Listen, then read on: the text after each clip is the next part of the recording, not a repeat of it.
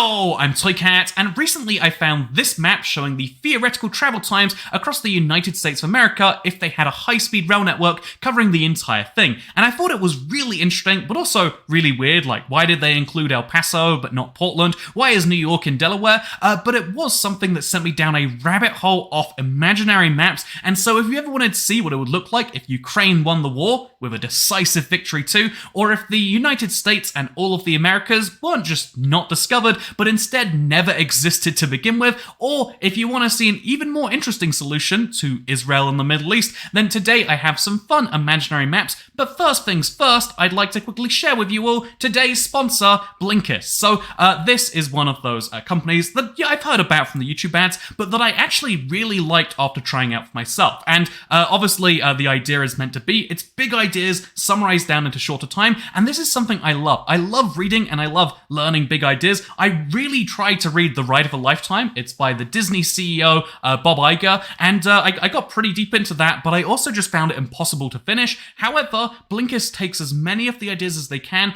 and they give you a shorter, in this case 18-minute read, which was much easier for me to get into. Blinkist summarizes non-fiction books and podcasts and has over 5,000 titles in 27 different categories. But if you want to read about a concept, so Rich Dad, Poor Dad is a book that I've been recommended a ton of times. However, I feel like I agree with the concept, so buying the book and then reading the whole thing, or I could just get a 16-minute read and see what's really going on there. There are all sorts of books you can get into this way, ideas that you wouldn't necessarily explore all the way yourself, that you can actually get a much easier look at using Blinkist. I think Blinkist is actually a really great tool, and I intend to use it before and after this sponsor spot, regardless of what you do. But if you want to get your hands on the great ideas in an easy way, then Blinkist will give you a free 1-week trial, and if you use the link in the description, you can get 25% off. And again, obviously this is a sponsor spot, I'm being paid to say that, but I really do enjoy Blinkist, and I'm looking forward to using it for the foreseeable future as a way to read over 2,000 ideas that they have. I think it's great. But you know what else I think is great? Imaginary maps. So here's the thing about imaginary maps. There's so many of them, and the first one is just a nice, easy, what if the entire world was a federation? This is a map showing the United Federation of Earth. It uses the UN logo, and it's the theoretical world that could have existed if the United Nations, in its creation post-World War II, actually did federate the entire Earth. And to some extent, this was always seen as like an inevitability, because think about it, the world is always going to come to war when two separate powers that have full control over their countries decide that it's worthwhile. But if the whole world is one country, civil wars never happen. Can you name a single civil war? I definitely can't. I can't name any. And so yeah, this is like a good idea in theory till you start to add it up. Also, once the world is federated, what keeps it in those small individual federations? I mean, you can even see looking at this map, for some reason they combined the Rocky Mountains into one state, but then split Texas in half. For some reason they split California, but they made a mega Missouri. It's obviously a very fun theoretical map that shows that, like, yeah, actually, what is the point? What would keep countries together? Why are Scotland, North England, and Ireland in one country, but England has been split into two here? The answer is, it doesn't make a lot of sense, but it's fun to theorize about, and that's why I love seeing this sort of map. That's also why I like seeing this map for the proposed northwestern state of Lincoln. You might not have known this, but there's been so many states over the time of the United States which have been kind of tried to be given president names. There's a Lincoln, there's a Jefferson. There were multiple states that were going to be called Washington. They only ended up with, obviously they were only going to have one, but they've tried multiple times. And here's what I think it proves, seeing Lincoln and Washington here on the West Coast. What I think you can take from this map, with its very lovely flag by the way, is that the east coast of the United States is made up of European colonies that later became states in a federation. The west coast of America is made up of American colonies that later became states in their federation, and so that's why they're named things like Washington, and that's why there's Jefferson counties and there's Lafayettes everywhere. They're all just named after American icons, and I think that's fascinating. Side note, by the way, I ran into a guy in my apartment building while I was playing shuffleboard, and his name was Lafayette, and I was like, whoa, people just name their children that? I also met, I went to a local fast food restaurant, and the woman there was called Kennedy. What is with people's names? They're named after presidents here, and that blows my mind. I guess we're named after kings, which is just, I think I share a royal name. Who's the most famous royal with Andrew as their name? He must be a good guy, right? Let me know in the comments how good the most famous He must be like a king or like a Prince Andrew, right? Like, let me know how good he is in the comments, please, as I show you this map of the Union of Soviet Socialist Republics. So as you can see, this map shows what it would be like if, again, two different visions for post-World War II world. One of those visions is the UN takes over. One of the other visions is, well, socialism and communism as the long-term goal was seen as only being compatible in a world where every country is communist. It was one of the big compromises Stalin made in the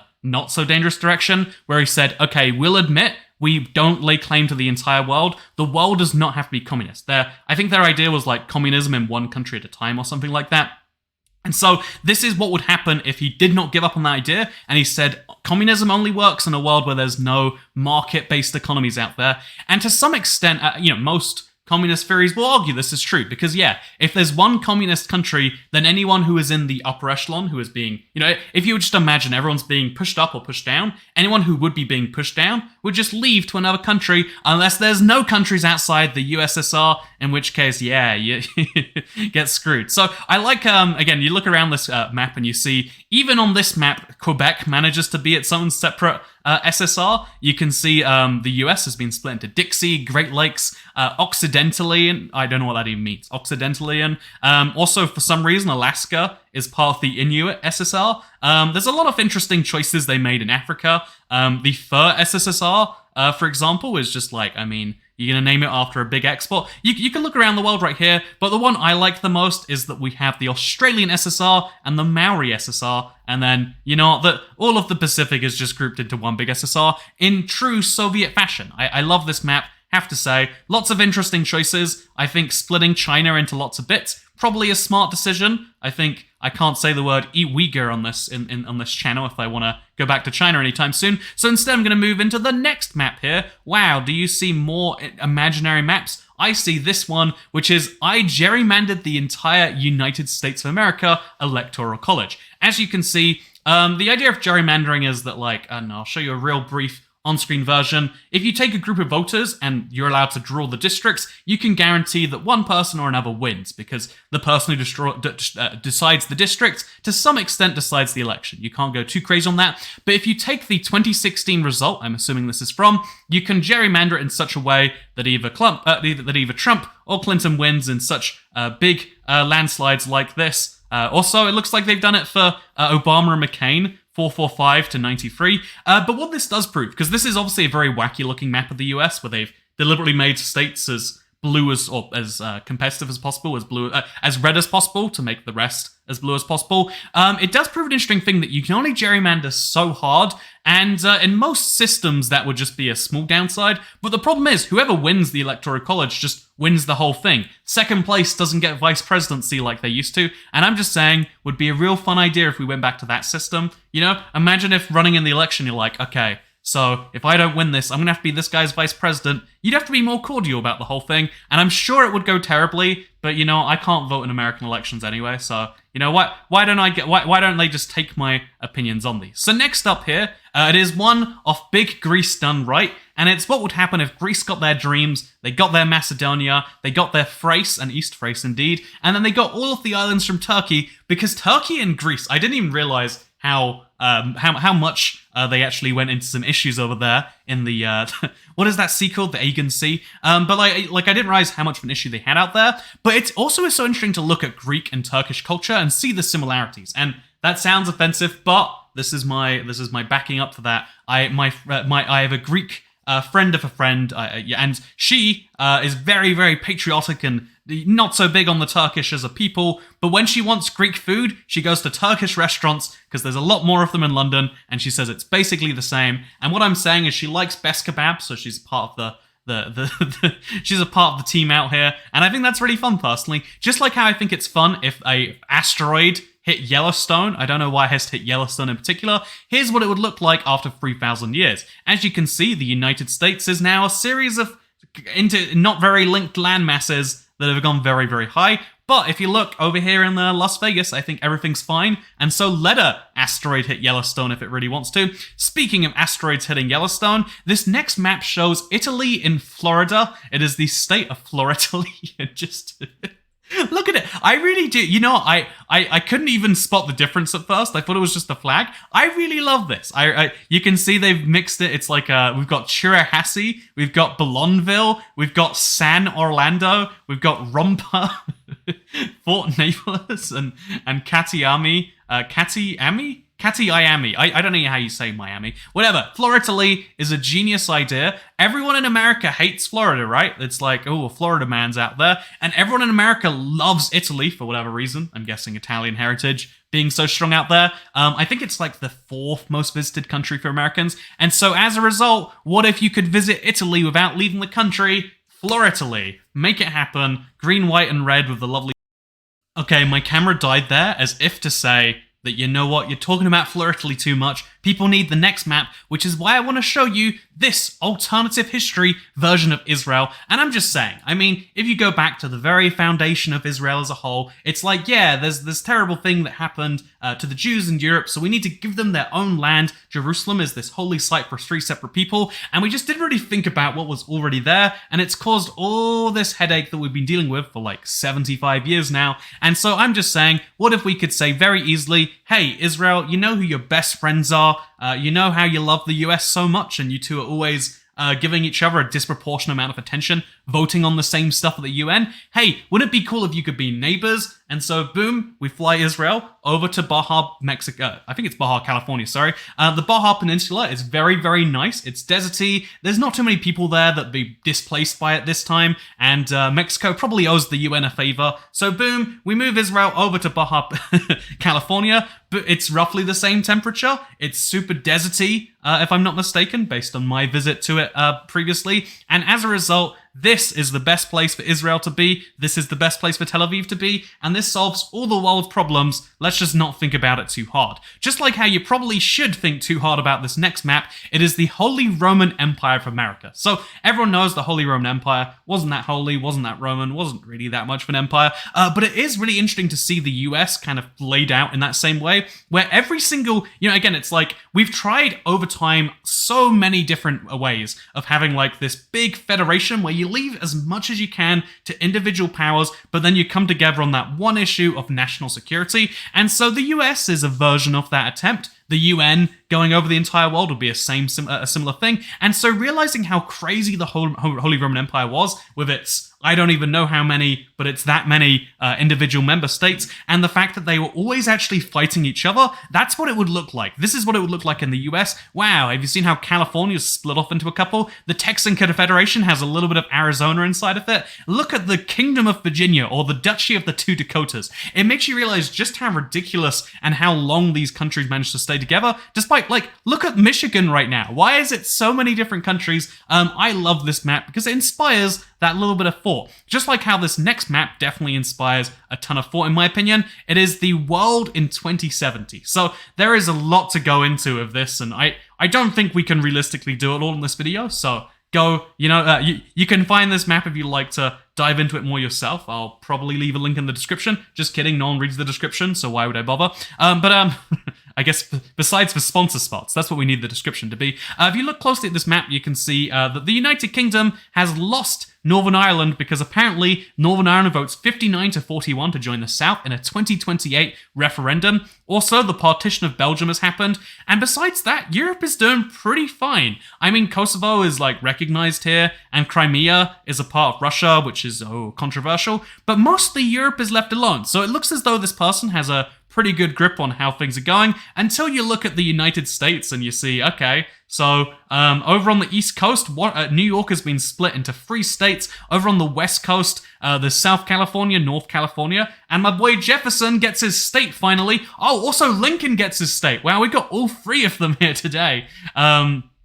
Canada is doing pretty well. Quebec is not separate, so they're actually thinking independently. They're not just having a bit of fun. The Swazi resolution happens, though, and South Africa gets, annexes the entirety of Eswatini. I mean, I'm just saying, what's the solution to Swaziland, Switzerland, and Sweden all having very similar sounding names? They should all be annexed. Switzerland goes to France, Sweden goes to Norway, and Swaziland goes to South Africa, and I'm glad this map does at least one of those things. There's a lot more going on in this, like the Malaya secession crisis, and it's very interesting to look around this map if you want to give it. This is like such a big one for a video. They've got a timeline. I love when people put all this effort into creating imaginary worlds, and in this case, their imaginary world is just for a video, which I absolutely love. They also have this map on the right side here, which shows the unions of the world. So there's going to be the Caribbean Common Currency Union, the South American Communion, the WAEA. We've got the South African Customs Union, and then you can see the the Chinese Economic Union. Is that just China? I think that's just China with a little bit of. With a little bit of one of the stands in that. I don't know what's happening here. What I do know when it comes to what's happening, though, is this next map, a map of the world after dolphins create civilizations. I'm just saying, I really love seeing maps of the world when it's just ocean. It breaks me a little bit, right? Like, how can you orient your brain around this map? The answer is you can't until the dolphins create civilization and they map it out for you. Next up, we have devastating Ukrainian victory. I mean, it's a non-zero chance. Actually, it's close to zero chance because of the idea of Russia having nukes. But like Ukraine, all it takes is like enough strategic planning. They're only overcoming a military that's like 4 to 10 times bigger or whatever. I mean, it's a possible thing. Maybe Ukraine gets into Russia. Maybe Ukraine gets to take Dagestan and Crimea and all of these other places back, and we get to see a Ukraine that is mega Ukraine, that expands into Asia and becomes our third transcontinental country, half Europe, half Asia. Just saying, would be brilliant. I love to look at this map for that reason. What if the Scramble for Africa never happened? Fun idea, showing how Africa would be very different if European powers didn't decide to slice it up. I mean, did we do that? I think we might have done that. Speaking of things we might have done, Venus with water is very strange to look at. The US general elections, if the US had a multi-party system, is really cool. One of the weirdest things about America, as I can tell you from my time here, is just people say all the time, you can only vote for two parties or it's a wasted vote. I mean, only the two parties can win because everyone votes for the two parties, and so it's a wasted vote if you don't. And they don't understand the self-fulfilling nature of this thing, right? And it is true that when a third party runs on one side but not the other, they lose the election. But if everyone just votes for who they think is best, no one votes for compromises, right? Then the whole system works, but everyone has convinced themselves that, like, no, it is two parties. I'm going to get comments about this now, about like, no, Toycat, you don't understand. You vote for the lesser of two evils. That's what good democracy is. And that's fine. You can do that. It's great. However, I would love to see a US where, like, yeah, the states could go down different lines than just, would we like to be the, super all the way over there or super all? Would it be cool if you could pick your own policy platform? Look at Nevada and Arizona down here with their weird parties. Look at Ohio out there voting for lots of different choices. You'd have more representation than just better win 51% of this state, 51% of that state. This is too much to dream of for Americans. I'm sorry. We're going to have to go back into this map, which is redesigning the US states. I love New England, personally. New England is obviously, it should be a state on its own right. There's too many states up on the Upper East Side, and there's too few states on the West, so I think you could probably balance that out a little bit better. I like that Nevada now includes all of Salt Lake City, so now we've just forced upon all of the Mormons gay marriage, gambling, weed legalization, I'm guessing, isn't a thing in Utah, and, just all of the vices in the world. Free divorces for everyone. I wonder how many divorces happen on day one of Nevada annexing Utah out there. Splitting Texas into quite a few is bold. Also quite bold is I feel like they had a really good idea for the west half of the country, but they think the east half was like perfectly well proportioned. Like Ohio, Michigan, all of that area, it's just exactly the same as it is right now. I think Florida has a bigger panhandle, but I'm not actually too sure about that. Does Florida's panhandle really go that far into Alabama? I genuinely don't know. Also, Mississippi has absorbed Louisiana for some reason. It's very nice. But you know what else is nice? This map right here showing Alabama, the sole Muslim nation in the USA. I mean, I'm just saying, if there can be dedicated Mormon states, there can be dedicated, I think honestly that's about it, right? There's dedicated. I think they're called Baptist states, but that's about it. What if there was a dedicated Muslim state? Alabama, I mean, I don't think I can talk about this map too long without getting into issues. So next up, we've got What Should I Wear to America? This is the map that aliens would see if they were coming to America for the first time. And I really, really like this one. I mean, not too much of this really is that much map. Like, if you look at the map, what colors each one to each one, it says what you should wear. So in the in the light yellow states, you have no disguise and you can look like an alien. In level 1, you wear casual. Casual, if you're curious, is muted colors, aggressive hand gestures, and the strangulation noose, expressed desire for suicide. Level 2 formal wear is a stars bucks, a performance narcotic, visors, pressure metals, time display, cargo shorts, yoga pants, child labor required, and combat boots worn during peacetime. And then finally, for level 3 in the religious states, you wear religious garb, such as the elaborate headdress, which indicates religious affiliation, the sports jersey, devotion to a specific tribal chieftain, skin exposure, sacrifice to sun god Tan, and you know, I enjoy this too much. High heels, highly impractical emergency weapon. This map, so much of it, right? Like Viagra Falls, popular sex tourism area. People, visitors report getting soaking wet and splashed. Michigan Stadium, the largest religious site in America. More than 100,000 devotees chant "Let's Go Blues" in honor of the local deity, the Wolverines. The Founders Palace, Mississippi, most sacred location in the USA. Catfish the Blues, Elvis Presley. Everyday Americans quietly pray to their creator. Thank God for Mississippi. It gets better. Look at this. Ford truck. Popular beast of burden enjoys drinking bush oil. Georgia peach, a symbol of fertility. I mean, are they wrong? Florida dog, Florida man's best friend. A quesarito, traditional American fuel source. There's, I could just enjoy this all day. What is the Grand Canyon? An impressive geological formation. Poet Gucci Mane sang, "She's a..." It translates to, it displays its immense cliffs and deep channels. It generates revenue from tourism, a true work of art. Grand Canyon, you are an athlete, supreme chieftain. There's also the Zuckerberg house, and there's the Mount... You know, this is high quality. This is one of the best imaginary maps. There really is all about the things that aren't the map, but I enjoy it a lot regardless. You know, I'm going to come back. Okay, so we've got AR-15, common household item, possibly a religious icon. We've got Waikiki Beach in Hawaii, a supreme location to observe lounging continental Americans. The sea and occasional locals get in the way, but both are largely out of view, luckily. You know, this is the best map I think I've ever seen. This is alone reason enough to love this. However, my favorite one is Small World, What If America Never Existed? And it's just, there's something so beautiful about this. Like, it seems like such a simple map, just Control-C or Control-X or whatever, America out of the world. However, you look at it and you realize, yeah, the British would have reached the Far East first, but they also would have reached Siberia before the Russians did, because the Russians had to go all the way over land. The British just got in boats. So British Siberia would have been the equivalent of the United States, assuming anything valuable could be planted or grown, or, you know, slaves moved over there. If you look at, like, the rest of the world, yeah, empires would have been much bigger, right? I mean, or much greater as a percentage of the world. The world would have been smaller on the other axis. Australia is is partially part of France, Spain, and the UK, and or the Netherlands, it looks like, actually, my bad.